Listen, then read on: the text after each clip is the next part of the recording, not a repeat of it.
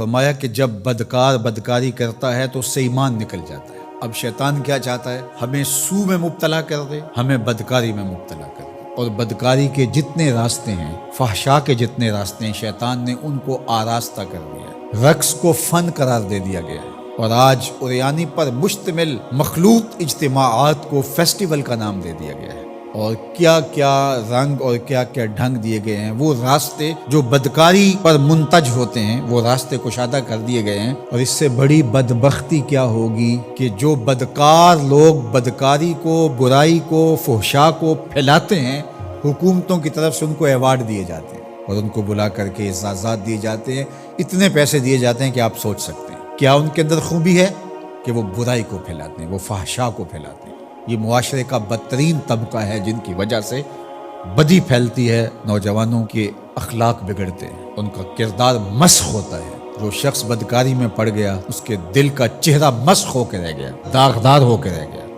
فحشا تو بہت بڑا جرم ہے، عام گناہ کرنے سے بھی حدیث پاک میں آتا ہے کہ دل کے اوپر سیاہ داغ پڑ جاتا ہے۔ اگر بندہ توبہ نہیں کرتا، دوبارہ گناہ کرتا ہے تو وہ داغ پھیلنا شروع ہو جاتا ہے، حتیٰ کہ ایک وقت ایسا آتا ہے پورا دل سیاہ ہو جاتا ہے۔ جب پورا دل سیاہ ہو جاتا ہے تو پھر بدی اور نیکی کا امتیاز بھی مٹ جاتا ہے۔ ایک وقت ہوتا ہے کہ بندہ گناہ کرتا ہے، اس کو چین نہیں آتا کہ میں کیا کر بیٹھا ہوں، لیکن جب گناہ پہ گناہ، گناہ پہ گناہ، بدکاری پہ بدکاری کرتا ہے تو پھر اس کو کوئی پریشانی نہیں ہوتی۔ میں اس کی مثال دوں گا کہ پکا نمازی ہو تو کبھی اس سے نماز چھوٹ جائے تو وہ عجیب بے چینی میں ہوتا ہے کہ آج ہوا کیا میرے ساتھ، قضا بھی کر لیتا ہے پھر بھی بے چین رہتا ہے۔ لیکن جو بے نمازی ہے وہ روز چھوڑ رہا ہوتا ہے، اس کو پرواہ بھی نہیں ہوتی۔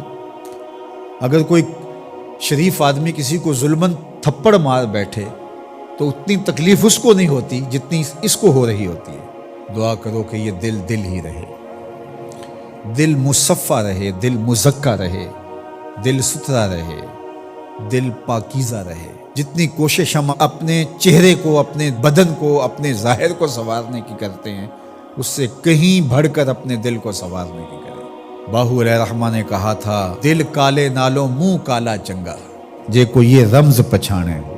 تو شیطان دل پہ ہی قبضہ جماتا ہے۔ شیطان جاسم علی قلب ابن آدم فاذا ذکر اللہ خنسا واذا غفل وسوسہ، تو یہ غافل نہ ہو پائے، ہر وقت اللہ کے ذکر میں رہو۔ اس لیے ہمیں 5 بار مسجد میں بلایا جاتا ہے۔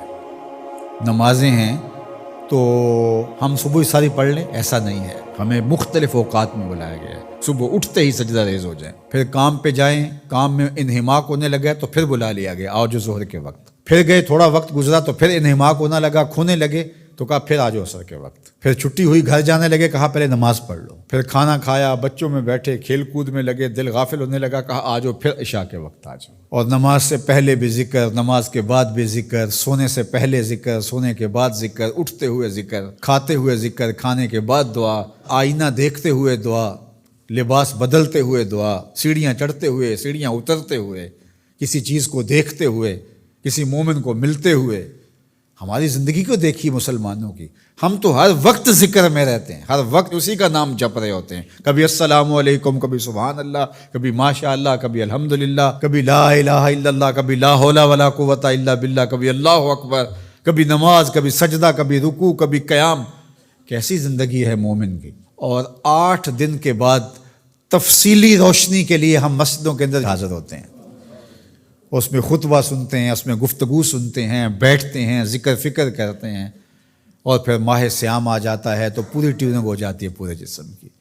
اور پھر کہا چلو ہر سال نہیں تو زندگی میں ایک بار حج پہ بھی چلے جاؤ، اور تم ایسے پلٹ کے آؤ گے جیسے ماں کے بطن سے ابھی پیدا ہوئے ہو، سارے گناہ مٹ جائیں گے، تم ستھرے ہو کے وہاں سے آؤ گے۔